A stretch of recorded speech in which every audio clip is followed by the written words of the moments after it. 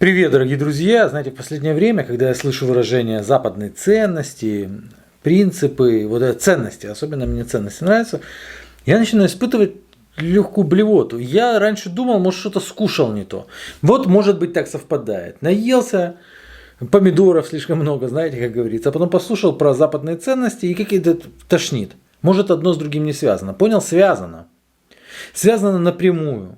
И я думаю, многие из вас также уже начинают подташнивать. Причем, что многих из вас, как настроенных, там, я не знаю, проукраинские, так и настроенных антиукраинские. Вот в чем фишка. До многих доходить начинает. С поздняком немножко, но доходит. Все мы помним, конечно, ноябрьские дебаты. Причем ноября 2019 года. Ноябрьские дебаты демократов. Митчелл задает вопрос. Господин вице-президент, ЦРУ пришло к выводу, что лидер Саудовской Аравии руководил убийством проживавшего в США журналиста Хашогги. Государственный департамент также заявляет, что правительство Саудовской Аравии имеет ответственность за казни ненасильственных преступников и пытки. Президент Трамп не наказал высокопоставленных лидеров Саудовской Аравии. Не могли бы вы, Байден? Да, я и сказал это в то время. На самом деле Хашогги был убит и расчленен. Я полагаю, по приказу кронпринца. Я хотел бы четко заявить, что мы на самом деле не собираемся продавать им больше оружия. Мы собираемся, по сути, заставить их заплатить цену и сделать их фактически изгоями, которыми они и являются. В нынешнем правительстве Саудовской Аравии очень мало ценностей социального искупления. Изгоями, которыми они и являются. Мы собираемся засунуть их туда, куда Макар, он хотел сказать, телят не гонял. Куда Джон не гонял телят. Я бы также, как бы это сказано, я бы прекратил бы субсидии, которые у нас есть, прекратил бы продажу материалов саудитам, где они вторгаются, убивают детей, убивают невинных людей. И поэтому они должны быть привлечены к ответственности. Сказал, как отрезал. Все вы видели вот эти фотографии. Привет, братка. О, приветик, братка. Но просто у кронпринца есть другой братка, который ему чуть больше братка. Ну, это вы знаете. Джо Байден прилетает туда. Конечно же, возникает вопрос с Хашогги. И возникает вопрос вообще в том, что они там геев казнят и так далее. Типа, а это как? Это как вообще сочетается? Сочетается, вы просто не понимаете ничего. Во-первых, по Хашогги, вот «Голос Америки» рассказывает, да, прокомментировали ситуацию. Смотрите, наследный принц в беседе с президентом Джо Байденом сказал, что Саудовская Аравия постарается предотвратить повторение ошибок, таких как убийство журналиста Хашогги. Убили, да, убили. Что ошибка? Что надо вам? И вот реально, что надо? Так получается, здесь видим, здесь не видим. Да, так и получается. Только последний дебил, извините, может думать о том, что еще существуют какие-то ценности.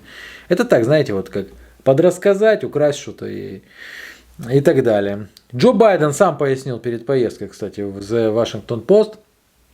Он рассказал, почему я еду в Саудовскую Аравию. Смотрите, мой долг как президента сделать нашу страну сильнее и безопаснее. Мы должны противостоять российской агрессии, поставить себя в оптимальное положение, чтобы превзойти Китай и укрепить стабильность в ключевом регионе. Для этого мы должны напрямую взаимодействовать со странами, которые могут на это повлиять. Одна из них Саудовская Аравия. На пятничной встрече с ее лидером я буду укреплять будущее стратегическое партнерство, основанное на взаимных интересах, ответственности, а также на соблюдении фундаментальных американских ценностей. Опять звучит ценности. Каких ценностей?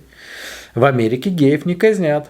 А почему тогда Евросоюз, к примеру, не может укреплять взаимовыгодное сотрудничество в экономической сфере?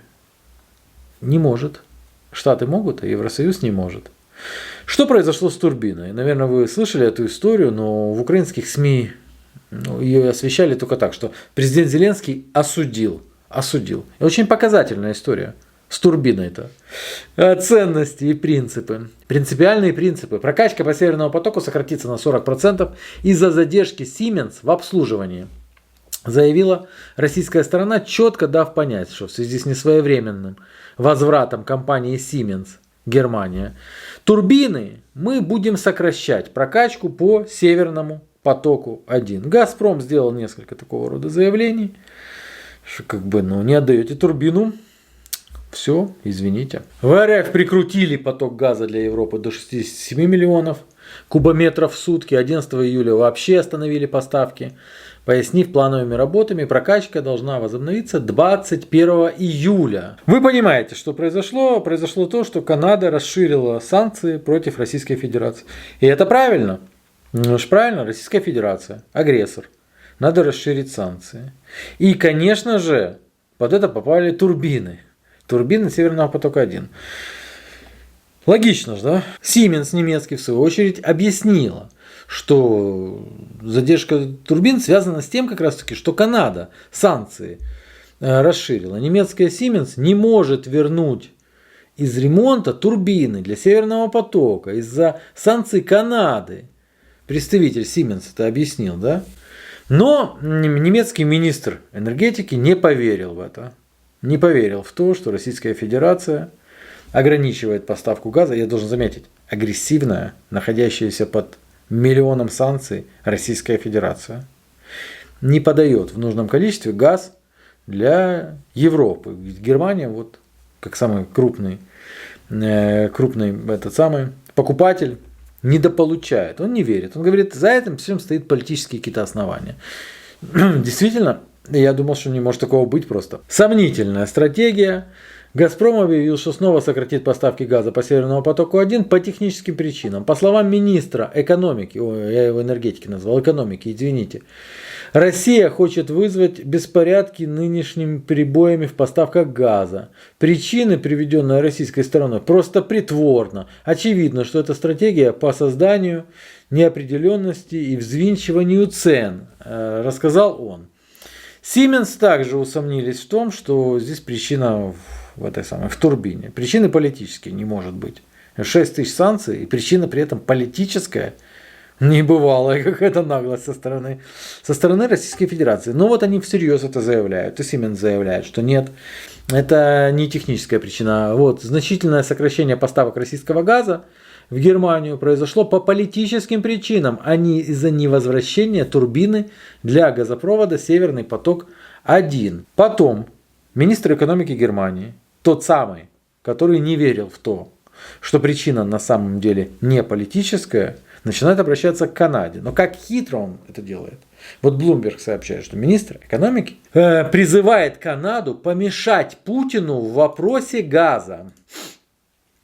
То есть, когда вернут Путину его турбину, таким образом он будет поставлять газ в Европу, и таким образом мы помешаем ему в его хитром плане. Ценности, принципиальность, говорили они. Узнав об этом, о том, что Канада таки собирается, а Канада таки решила возвращать турбину, руководство Украины выразило свое глубокое разочарование, что Канада решила отправить Германии целых 6 российских турбин.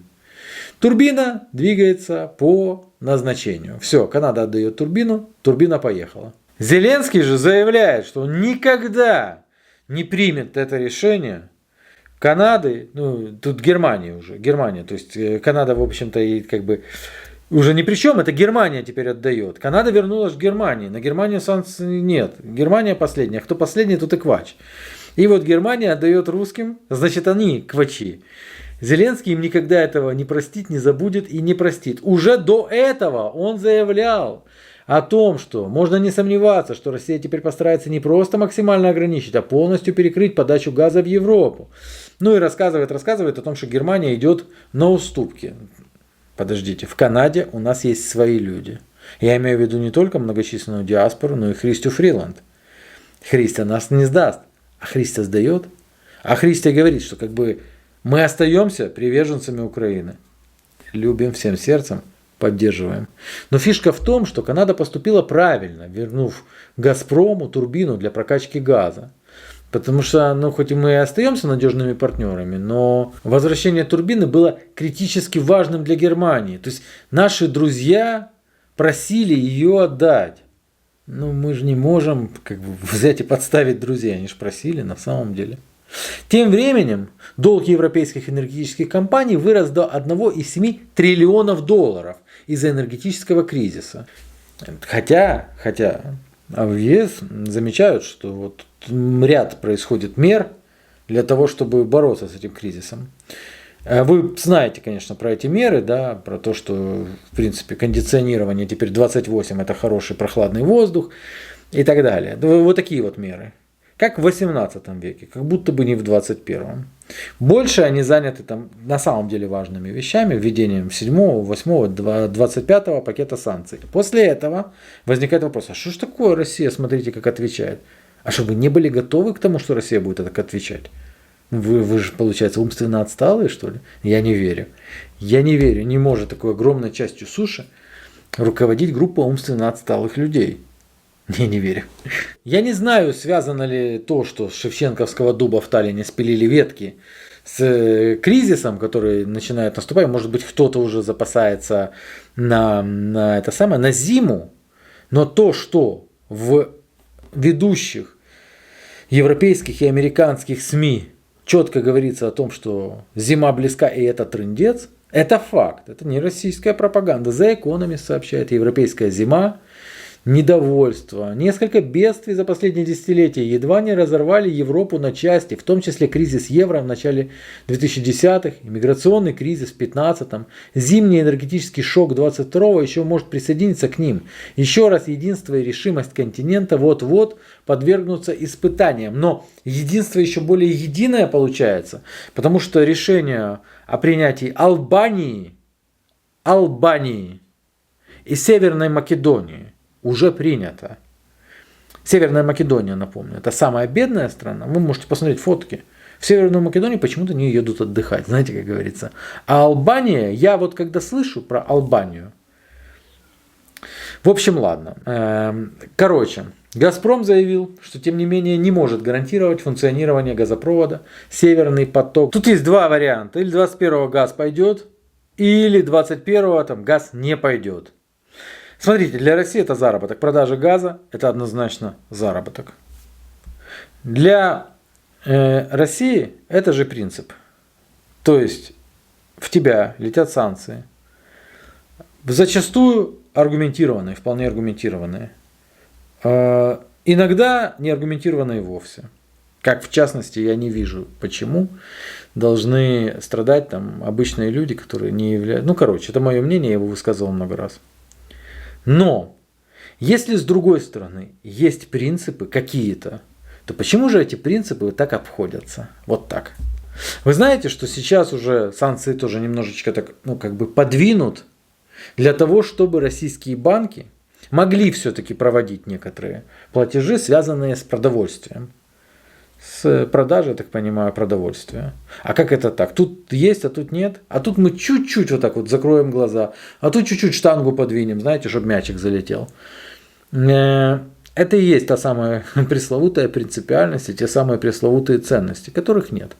Которых на самом деле нет. Которые действуют только для лохов. Вот звучат эти все высказывания, высокопарные фразы, патетические какие-то заявления. На самом деле для лохов. Выставили несколько клоунов, которые уже просто, их просто уже, на них смотреть нельзя. И они постоянно делают какие-то заявления патетические, там, шлют сердечки, поцелуй. При встрече клоунничают там с украинским клоуном. А на самом деле, там ни принципиальностью не пахнет, никакими ценностями. Мое личное мнение. Вот так вот я считаю. Проверим 21-го. Пока. Привет, друзья. Подходит к концу еще одна неделя. Очень сложная неделя для нашего города. На этой неделе мы помогли 9 жителям Чугуевской громады. Закупили и упаковали еще 10 новых продуктовых наборов для следующей недели. Мы помогаем каждому, кто в этом нуждается. Берегите себя и берегите своих близких. Привет, друзья! Хочу с вами поделиться о проделанной работе нашей команды за прошлый период. Мы продолжаем оказывать гуманитарную помощь. Так, на прошлой неделе мы помогли 17 семьям продуктами питания, детскими вещами, памперсами, лекарствами базовыми. Еще к нам обратились переселенцы с Николаевской области, села Снегиревки, которые остались без ничего, их расстелили в вагончики, и мы привезли полный автобус им вещей и постельного белья. Также на прошлой неделе к нам обратилась пенсионерка, которую сбили на пешеходном переходе. Мы помогли пенсионерке продуктами питания, лекарствами. К нам едет наша машина с гуманитарной помощью. В скором времени мы пополним свои склады и сможем помогать большему количеству людей. Сзади меня находится гора памперсов. Здесь у нас детские, Там у нас есть взрослые памперсы, у нас здесь готовые супы, есть картошка, чеснок, лук, крупы, консервация. Здесь у нас жаропонижающее, обезболивающее, есть антибиотики, есть у нас мази. Напомню, что в Одессе уже более 26 тысяч переселенцев, поэтому призываем всех помогать людям, которые нуждаются в этой помощи, не оставаться равнодушным. Николай, всем привет! И это очередной мини-отчет о нашей помощи в гуманитарной сфере для горожан. Так, за прошедшую неделю наши активисты помогли 26 семьям с детьми, выдали им гуманитарную помощь в виде детского питания, товаров для детей и других товаров, а также адресно развезли 23 пакета с гуманитарной помощью для пенсионеров и людей с инвалидностью. В эти наборы входят продукты питания долгого хранения, а также медикаменты по запросу. Также мы на этой неделе планировали получить гуманитарный груз из западных регионов страны. К сожалению, по независящим от нас причинам этот гуманитарный груз задерживается, но, к сожалению, наши запасы гуманитарной помощи практически исчерпаны, поэтому мы ожидаем как можно скорее получить этот груз из западных регионов и продолжить нашу работу в привычном режиме. Я же желаю всем хорошего дня, берегите себя, счастливо! Всем привет! На связи Запорожье. За эту неделю мы помогли 117 семьям, из них 54 семьи с детьми, а это 94 ребенка. 10 семей, имеющих статус многодетных, получили усиленные пакеты, в которые входили сахар, мука, крупы, консервы мясные, бобовые, томатная паста, картошка, сыр. 9 матерей-одиночек получили поддержку в виде продуктовых наборов, гигиены и памперсов. 64 семьи переселенцев из южных регионов Украины без очереди получили гуманитарную помощь. Одиноким пенсионерам мы адресно доставляем продукты и лекарства. Остаемся на связи. Добрый день, на связи Харьков. На этой неделе наша команда продолжила заниматься доставкой гуманитарной помощи нуждающимся. Нам удалось выполнить 180 заявок на более чем 460 человек. Мы доставляли продукты питания, лекарства. В частности, несколько семей получили от нас от давления, жаропонижающее и обезболивающее, эльтироксин от щитовидной железы и лекарства от диабета. Также на этой неделе наша команда занималась разгрузкой, загрузкой гуманитарной помощи для Красного Креста, которая в последующем поедет в районы Харьковской области. Мы продолжаем работать. Всем мира и добра. И должен заметить, я офигенно горжусь своей командой.